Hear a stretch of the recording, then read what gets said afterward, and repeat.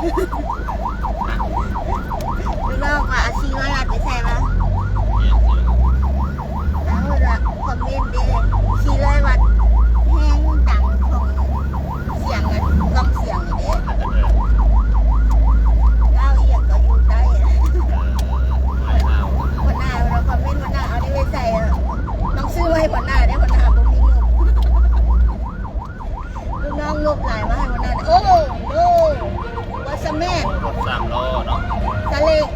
ซาเล้งปีนเลยเนาะ โอ้น้ำมันแห้งน้อยเห็ดบากแล้ว ว่า เกิดมาดู เนาะปัจจุบันเขาอุบัติเหตุเป็นเรียบร้อยแล้ว เป็นรถจักรบวกรถจักรนี่มันมีเป็นรถจักรแล้วก็เป็นรถโอ้ยเป็นรถจักรภาษาอังกฤษก็ได้เป็นรถจักร 3 ล้อเนาะเป็นซาเล้งแล้วก็บวกกับรถจักรอีกคันหนึ่ง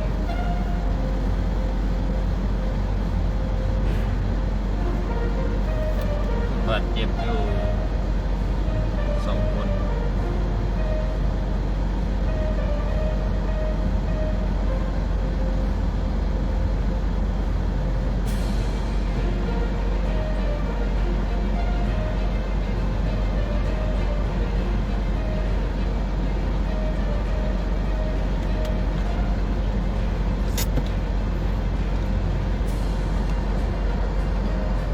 เก็บมันอยู่บนเนาะแต่ว่าไอ้น้องเขากำลังปฐมพยาบาลขั้นเบื้องต้นกับคนเจ็บขอบใจทุกท่านขอบใจท่านอินปอนขอบใจท่านพันมาลาสมบัติขอบใจท่านแอ้วดวงมาลาขอบใจท่านวันไซปัญญาขอบใจท่านตาท่าเดือขอบใจท่านนีอัมมะฮวงขอบใจท่านอยู่หน้าวัดพันมั่นเลยเจ้าอยู่หน้าวัดพันมั่นเลยเนาะ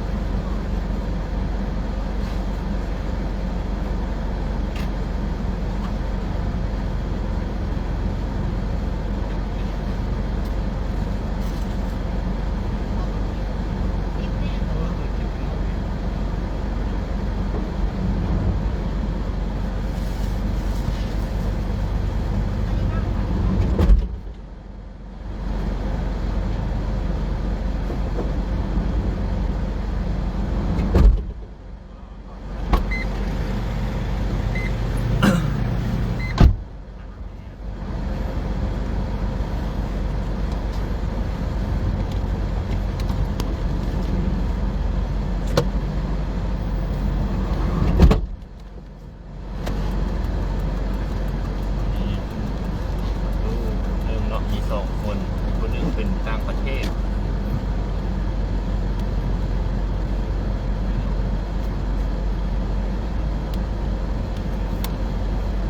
อีกคนหนึ่งเป็นต่างประเทศคนหนึ่งแม่ กำลังขึ้นรถ โอ้ยบ่เป็นหยังบ่เป็นหยัง ก็เป็นหยังบ่เจ็บ ไป103เด้อบอกเนาะ อันจะเป็นพี่น้องกันเหรอลูกเราขึ้นเลยอะขึ้นเลย ให้เรานำไป103ก็ได้ 103เด้อถ้าว่าเป็นอย่างใจเย็นๆเด้อเอ้ย บ่เป็นหยัง โอ้สภาพรถพอแล้วฝันแล้วก็ให้เลยเนาะ รถดีเลยเนาะ รถเรารถพอแล้วรถจะลิงปีนขนาดนั้นแล้วแต่เป็นลูกจะให้แล้ว เนาะยานพอมันเจ็บหลายมีแต่พอโตเพิ่นเจ็บแขนหน่อยหนึงเจ็บแขนเจ็บขาหน่อยหนึ่ง ถ้ามันค่อยเป็นลูกค่อยยังชิช็อกเลยจะเล่งหัวฮักขนาดนั้น กับต่างประเทศนะ ต่างก็ต่างประเทศ ต่างประเทศก็เว้าแต่ภาษาเนี่ย เอ้ยภาษาเยอรมัน ภาษาฝรั่งเนาะแอดก็ได้อยู่บอมบังตะเลบูบ่อย่างต่างๆถามว่าไปบ้านใดมาแต่ใส่เนาะแต่ว่าให้สิเป็นลมลายๆนี่ก็สิบ่ได้ เอากุญแจรถไว้ให้เราเนี่ยพูดต่างประเทศทันเด้อ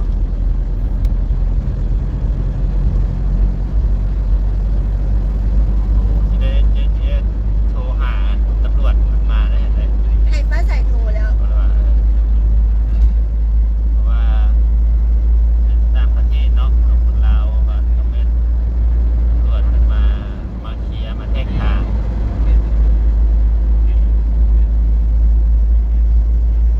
ขอบใจทุกท่านทุกคนเนาะที่เข้ามาช่วยส่งช่วยส่งแล้วก็ช่วยสนับสนุนเนาะด้านการไล่การแชร์สนับสนุนด้านการขับอวยพรสิกันดีแล้วเนาะพอ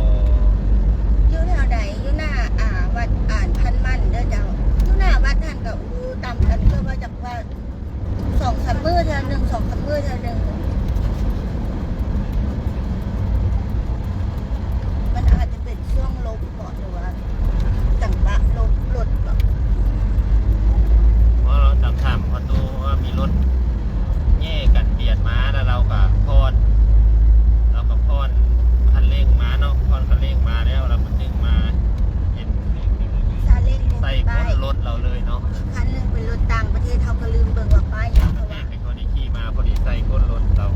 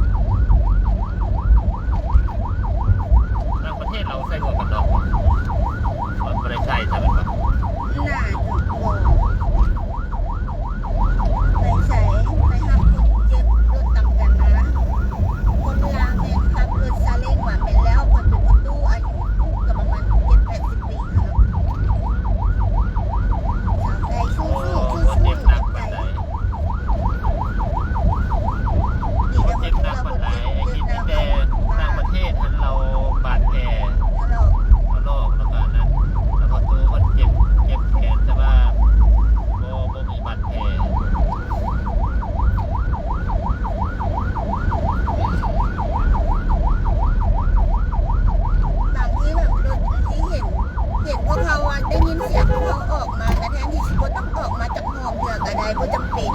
เจ้าออกมาเจ้าก็ผิดอันขวางถนนอีกสิ ช้าเวลาเอง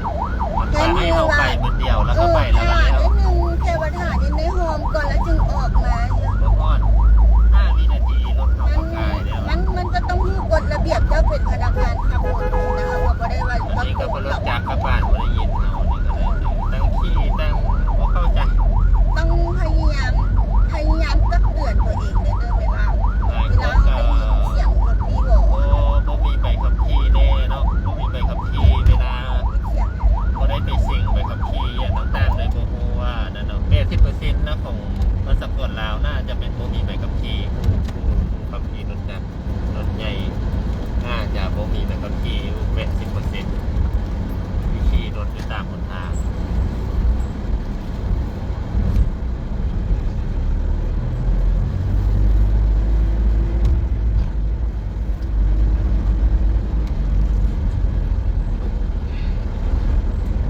อย่าให้เขาเจ้าว่าสมกับพวกเป็นใบขับขี่ซื่อเนาะควรพิจารณาตัวเองเบิ่งขึ้น บนรถจะสีบล้านเลยของพระเจ้าสีม่วง ว่าอยากได้เลย ม่ว เนาะ งเจอสีบัวเลยเนาะ มันก็เสียล้าน สีม่วงเจอ เบิ่ง สี เครื่อง บัว มื เล อยของเขาเจ้า เต็มที่เลย อันนั้นรถหัวเนาะอันนี้รถกู้ภัยตื่นนึงนะ